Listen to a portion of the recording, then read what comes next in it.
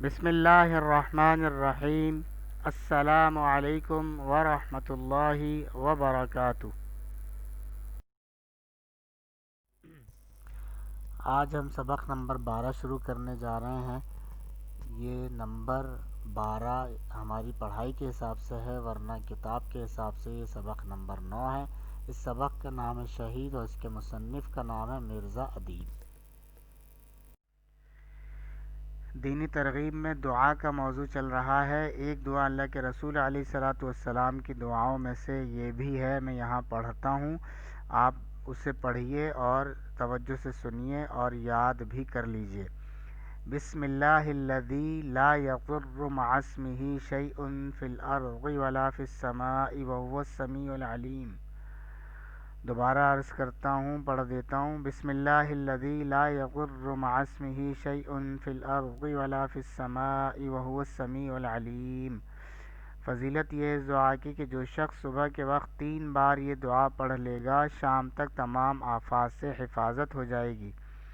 تو ان وبا کے ایام میں ہمیں اس دعا کا بھی اہتمام کرنا چاہیے۔ اللہ تعالی ہمارے رشتہ داروں کی، دوست احباب کی، تمام مسلمانوں کی، بلکہ تمام انسانوں کی اس وبا سے اور تمام وبائی امراض سے اور اس کے علاوہ امراض سے حفاظت فرمائے۔ آج کے حاصلات تعلم 3 ہیں۔ الفاظ کے زیر و بم کے ساتھ عبارت خوانی کا طریقہ جان سکیں۔ گزشتہ لیکچر میں نے عبارت پڑھی تھی، آج آپ پڑھیں گے عبارت، آپ بلند خوانی کریں گے انشاءاللہ۔ دوسرا ہے کہ بھئی سبق کا مرکزی خیال اپنے الفاظ میں بیان کر سکیں۔ تیسرا ہے سبق کا خلاصہ اپنے الفاظ میں بیان کر سکیں۔ میں نے آپ سے گزشتہ لیکچر میں عرض کیا تھا کہ آپ سبق پڑھ لیجئے گا، ایک ہوم ورک یہ بھی تھا۔ تو اگر آپ نے سبق پڑھا ہے اور آج بھی آپ اس کو توجہ سے سنیں گے، پڑھیں گے، تو انشاءاللہ تعالی مرکزی خیال اور خلاصہ بیان کر سکیں گے۔ تو اللہ پاک ہم سب کے لیے آسان فرمائے۔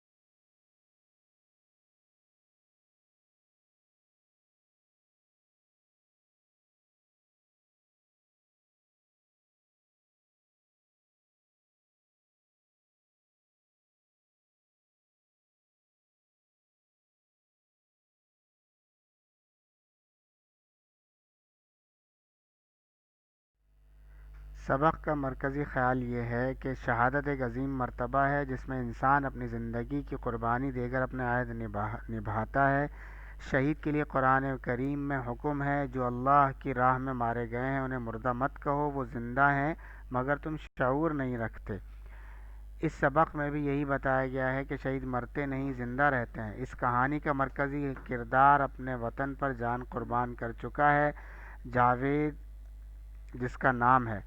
چھوٹی بہن رضیہ اس کی سالگرہ پر اس کے گلے میں ہار ڈالنا چاہتی ہے، لیکن اسی لمحے اسے فوج سے بلاوا آ جاتا ہے اور وہ اپنی ڈیوٹی پر چلا جاتا ہے اور واپس نہیں لوٹتا، شہید ہو جاتا ہے۔ البتہ اس کا لہو میں نہایا ہوا بدن یادوں کے ساتھ لوٹتا ہے اور کبھی بہن کو واہمے کی صورت میں نظر آتا ہے۔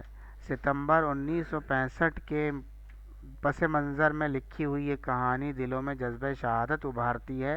یہ کہانی مرزا ادیب کے مجموعہ مٹی کا دیا سے ماخوذ ہے۔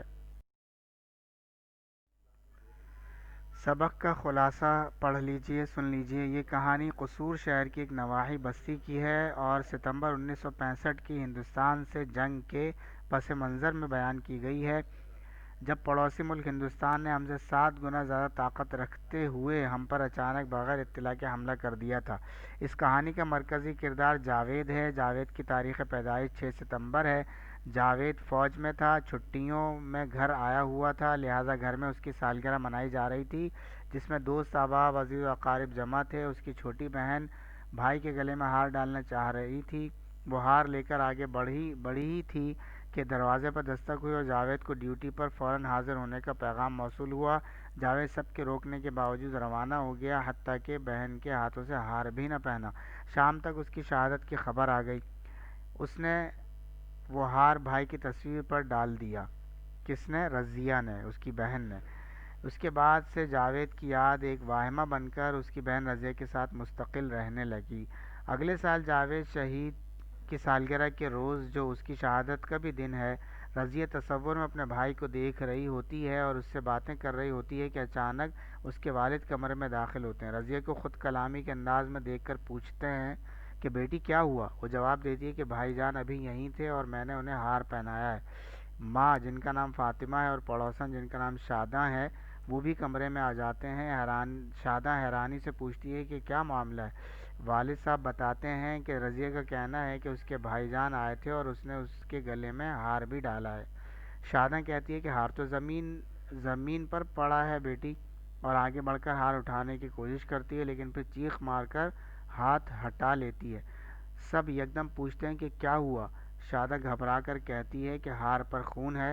سب دیکھتے ہیں کہ واقعی ہار پر خون ہے۔ اصل میں یہ اشارہ ہے شہید زندہ ہوتے ہیں اس طرف، لیکن اس کی عکاسی جس طرح کی گئی ہے وہ بظاہر شریعت کے لحاظ سے صحیح نہیں لگتی۔ گھر کا کام نوٹ فرما لیجئے، مرکزی خیال یاد کیجئے اور خلاصہ یاد کیجئے۔ آج اتنا ہی۔ السلام علیکم ورحمۃ اللہ وبرکاتہ۔